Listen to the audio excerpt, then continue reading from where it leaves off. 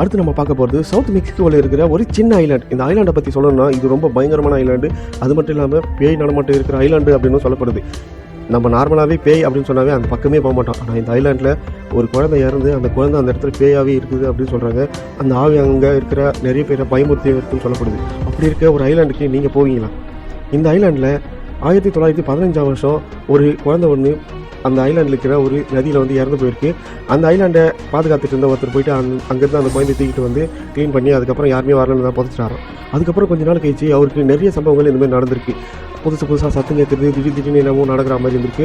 அது மட்டும் இல்லாமல் அந்த குழந்தை இறந்த பக்கத்தில் இருந்து நிறைய அவருக்கு பொம்மைகள் கிடைச்சிருக்கு. எல்லாமே பெண் பொம்மைகள். அதுவும் வந்து முழுசாக இல்லாமல் கால் உடைஞ்சிது, கை உடைஞ்சிது, அந்த மாதிரியான பொம்மைகள் தான் அவருக்கு அதிகமாக கிடைச்சிருக்கு. இந்த பொம்மையெல்லாம் எடுத்துகிட்டு வந்து அந்த ஐலாண்டு முழுக்குமே அவர் சேர்த்து வச்சிருக்காரு. இதனால் அந்த ஆவி வந்து அவரை வந்து எந்த அட்டாக்கும் பண்ணாது அப்படின்ற ஒரு நம்பிக்கைனால ஏகப்பட்ட பொம்மைகளை அவர் சேர்த்து வச்சிருக்காரு. இந்த பொம்மை எல்லாமே அவருக்கு அதே ஐலாண்டில் கிடைச்சிது அப்படின்னு சொல்கிறாங்க.